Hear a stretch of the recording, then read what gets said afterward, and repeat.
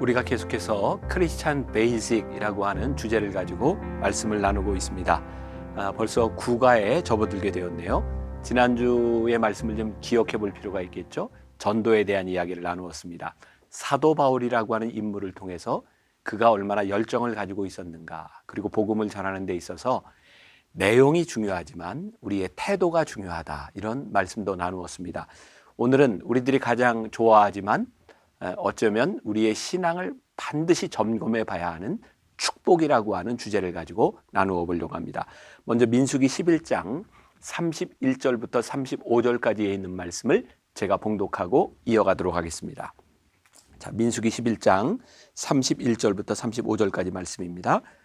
바람이 여호와에게서 나와 바다에서부터 메추라기를 몰아 진영 곁 이쪽 저쪽 곧 진영 사방으로 각기 하루길 되는 지면이 2규빗쯤에 내리게 한지라. 백성이 일어나 그날 종일 종야와 그 이튿날 종일토록 메추라기를 모으니 적게 모은 자도 10호멜이라. 그들이 자기들을 위하여 진영 사변에 펴두었더라. 고기가 아직 이 사이에 있어 씹히기 전에 여호와께서 백성에게 대하여 진노하사 심히 큰 재앙으로 치셨으므로 그곳 이름을 기브롯 핫다와라 불렀으니 욕심을 낸 백성을 거기서 장사함이었더라. 백성이 기브롯 핫다와에서 행진하여 하세롤에 이르러 거기 거하니라. 오늘 말씀은 우리가 익히 알지만 잘 이해하기 힘든 부분이기도 합니다. 우리가 흔히 만나와 메추라기의 축복, 이런 말을 많이 써왔는데 오늘 보니까 메추라기는 이스라엘 백성에게 내린 축복임은 분명하지만 그것이 탐욕의 무덤이 되었다. 어쩌면 축복이 되지 못한 저주의 현장이 되었던 것을 보게 됩니다. 이것이 오늘 우리들에게 무슨 의미를 말해주고 있을까요? 이스라엘 백성들이 광야에서 하나님께 받았던 큰 축복 중에 하나는 만나였습니다. 하나님께서 매일 아침마다 그들에게 만나를 주셔서 먹게 하신 것이죠. 근데 문제는 무엇이냐면 어느 날부터인가 그들에게 주었던 축복이 축복으로 여겨지지 않으면서 그들 가운데 불평이 생긴 거예요. 광야에서 만나를 먹는 것이 더 이상 축복이 아니라 고기를 먹지 못하는 것 때문에 원망이 생긴 거죠. 그래서 그들은 하나님께 구하기 시작합니다. 원망스러운 어투로 하나님께 구하기 시작합니다. 우리 인간들에게 채워지지 아니하는 욕망. 그래서 이 축복이라고 하는 것은 우리들의 삶에서 영원히 채워지지 않는 것일지도 몰라요. 우리들이 축복을 어떻게 보느냐, 이해하느냐에 따라서 말입니다. 만일 우리들이 축복을 내가 원하는 욕망이 채워지는 것을 축복으로 생각한다면 소유욕은 끝이 없고 만족은 끝이 없기 때문에 어쩌면 우리가 구하는 축복이 우리들의 삶의 탐욕의 무덤이 될 수도 있다. 이런 두려운 마음을 가지고 우리들이 보아야 하는 것이죠. 그 공지영이라고 하는 작가는 버리면 얻는다라고 하는 이야기를 쓰고 있습니다. 수도원 기행이라고 하는 책이었는데 제가 인상 깊게 읽었던 구절이 있어서 한번 나누어 보려고 합니다. 금을 얻기 위해서는 마음속에 가득 찬 은을 버려야 하고 다이아몬드를 얻기 위해서는 또 어렵게 얻은 그 금마저 버려야 한다. 버리면 얻는다. 그러나 버리면 얻는다는 것을 안다 해도 버리는 일은 그것이 무엇이든 쉬운 일이 아니다.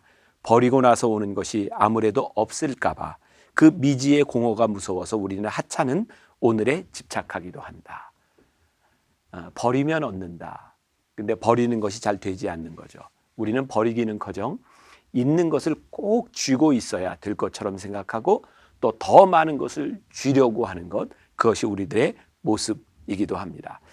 자꾸 모자라는 것을 채우려고 하니까 우리는 계속해서 모자람에 대한 욕망이 생기는 거죠. 우리가 구하는 축복이 버림이 아니라 채움을 위한 간구라고 하는 것, 이것이 문제가 있는 것은 아닐까요? 이스라엘 백성들에게서 어느 날 또 채워야 된다는 생각으로 인하여 그들은 감사를 잃어버리고 메추라기를 구하게 됩니다. 저는 우리의 인생에 누구든지 동일한 시간을 지나가게 되는데 그것은 훈련의 시간이라고 생각을 해요. 이스라엘 백성들이 광야를 지나는 동안 그것은 영원히 머물러야 될 시간이 아니라 어쩌면 훈련의 시간이었을 거예요. 하나님은 훈련의 시간들을 통해서 훈련의 시간대에만 맛볼 수 있는, 또 경험할 수 있는 것들을 체험하게 하시죠. 이스라엘 백성에게 있어서는 그것이 만나였던 것 같아요. 얼마나 지루한 일이었을까요? 매일 똑같은 것을 먹고 있으니 말입니다. 그러나 훈련의 시간대에는 우리들이 견뎌야 되는 것이 있는 거죠. 저도 군에서 훈련을 받았던 12주간의 기간을 기억합니다. 장교 훈련이었지만 훈련은 역시 어려운 것이었고요. 훈련 기간에 먹을 수 있는 것들이 늘 제한되어 있었습니다. 저 개인적으로는 물론 노력을 하기도 했지만 훈련받는 12주 동안 12kg 정도의 살이 빠져야 되는 그런 시간이기도 했습니다. 그런데 그 시간을 견디죠. 왜냐하면 이 기간만 지나가면 장교로 임관하는 그 계급장을 다는 날이 있기 때문에 훈련의 시간을 지나가는 겁니다. 훈련의 시간에는요, 우리가 원하는 것이 채워지지 않지만 그 시간들을 채우는 감사가 존재합니다. 어쩌면 이스라엘 백성에게 광야의 시간은 그런 시간이었을지 모릅니다. 그래서 우리들의 감사라고 하는 것, 축복이라고 하는 것은 절대적인 우리의 욕망이 채워지는 것이 아니라 그 시간을 지나는 동안 우리와 함께 하시는 하나님의 손길을 경험할 때 우리의 삶에서 믿음으로 나오는 것이기도 하죠. 이스라엘 백성들은 왜 불평했을까요? 민수기 11장 4절부터 6절까지 보니까 그들 중에 섞여 사는 다른 인종들이 탐욕을 품음에 이스라엘 자손도 다시 울며 이르되 누가 우리에게 고기를 주어 먹게 하랴. 우리가 애굽에 있을 때에는 값없이 생선과 오이와 참외와 부추와 파와 마늘들을 먹은 것이 생각나거늘 이제는 우리의 기력이 다하여 이 만나 외에는 보이는 것이 아무것도 없도다 하니. 자, 만나가 축복으로 여겨지지 아니하고 과거를 추억합니다. 여러분들 가만히 생각해 보세요. 우리들에게 언제 원망이 올까요? 우리가 현재의 삶의 감사를 잃어버리고 과거를 추억하기 시작할 때, 원망은 과거를 지향하는, 과거를 추억하는 우리들의 습성에서부터 오는 것이 아닐까. 원망은 지금 이 순간 우리들이 하나님께 축복받고 있다는 사실을 잃어버릴 때, 축복을 잃으면 원망이 오는 것입니다. 아마 여러분들의 마음 가운데 좀 원망이 오고 있다면 우리들이 하나님의 축복을 잃어버린 것이 분명하지 않을까요? 하나님의 축복을 기억하지 못하는 순간 불평과 원망이 우리들의 삶에 들어오는데, 중요한 것은 이스라엘 백성에 섞여 있던 불평하는 무리가 있었다는 거예요.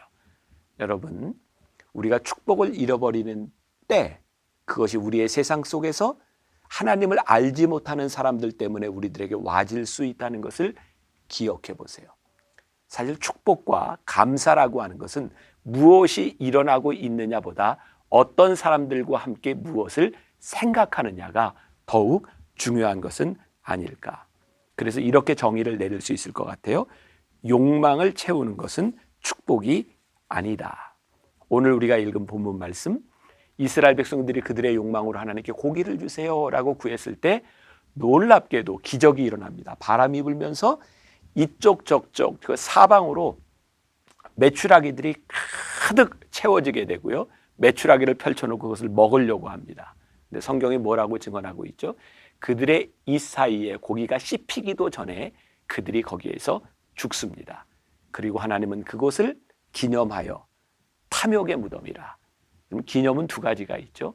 좋은 것을 기념하는 것과 아픈 것을 기념하는 것입니다. 이스라엘 백성에게 주었던 메추라기, 그들의 욕망이 채워졌지만 그것이 축복이 아니라 탐욕의 무덤이 되었다. 자, 제가 중요한 정의를 여러분들에게 하나 말씀드릴 수 있을 것 같아요. 하나님이 기뻐하시지 않는 욕망이 채워지는 것은 축복이 아닙니다. 여러분들의 삶에 여러분들이 원하는 것이 다 채워진다고 축복이라고 착각하지 말아야 한다는 거예요. 하나님이 원하시지 않는 것은 결국 탐욕의 무덤이 될 수 있다고 하는 것. 기브롯 핫다와 탐욕의 무덤이 된다는 것을 꼭 기억해야 합니다. 제가 오늘 이 성경 공부를 이렇게 마감하면서 한 가지 이야기를 여러분들에게 들려드리려고 합니다. 코리 텐 붐 여사, 유명한 분이죠. 그분이 어린 시절 아버지와 함께 지내며 그 아버지는 시계를 제조하는 사람이었습니다. 아버지의 이름은 캐스퍼였고요. 그 가정의 어려운 일로 인하여 아버지가 만든 시계를 팔아야 되는 상황 가운데 놀랍게도 손님이 하나 찾아옵니다. 아버지는 좋은 시계를 팔았죠. 그런데 이 손님이 시계를 사고 난 후에 이렇게 이야기를 합니다. 사실 내가 시계를 하나 사는데 잘못 산 것 같다고. 그래서 아버지는 시계를 보여달라고 합니다. 그 시계를 만든 사람은 크리스천이었고 아는 친구였죠. 아버지는 그 시계를 보고 고쳐주면서 이렇게 말을 합니다. 아닙니다. 이 시계가 나쁜 것이 아닙니다. 잠깐 이게 잘못됐는데 이것만 고치면 됩니다. 그러면서 시계를 고쳐줍니다. 그러자 시계를 샀던 그 사람이 다시 시계를 내놓으며 그러면 시계를 살 필요가 없겠네요 하고 돌아갑니다. 코리텐붐 여사는 꾹 참고 있다가 아버지에게 이렇게 말을 합니다. 아버지 왜 그런 말을 하셨어요? 아버지가 이렇게 이야기를 합니다. 내가 이야기한 것은 사실이고 그 시계를 만든 사람이 정직하고 옳은 사람이라고 하는 것은 변함이 없다. 그러면서 아버지가 이렇게 이야기를 하죠. 얘야, 축복이 되는 돈이 있고 축복이 되지 않는 돈도 있는 거란다. 돈 필요합니다. 그러나 그것이 필요하다고 우리들에게 채워진다고 다 축복이 되는 것이 아니라 하나님이 허락하시는 축복의 돈을 가지는 것이 중요하다는 거죠. 물론 코리텐붐 여사는 그의 신앙의 여정 가운데 중요한 간증을 하죠. 그 시계를 팔지 못했지만 며칠 후에 더 좋은 시계를 사간 사람 때문에 경제적인 문제가 해결됩니다. 근데 진짜 중요한 것은 그 이후에 경제적인 필요가 채워진 것이 아니라 필요를 채울 수 있는 돈을 그것이 축복이 아니라고 하는 것, 축복이 아닐 수 있다고 하는 것을 가르쳐준 아버지의 믿음이 더욱 귀한 것이죠. 여러분, 오늘 이 축복에 대한 문제를 놓고 우리들이 구별해야 될 것이 있습니다. 이것이 진짜 축복인가? 이것이 거짓 축복인가? 우리의 욕망을 채우는 것이 정말 축복이 될 수 있는가? 하나님의 뜻대로 살아가면서 우리들이 감사를 고백하는 것이 축복인가? 오늘 축복, 여러분들의 삶에 분별의 축복이 있기를 간절히 소원합니다.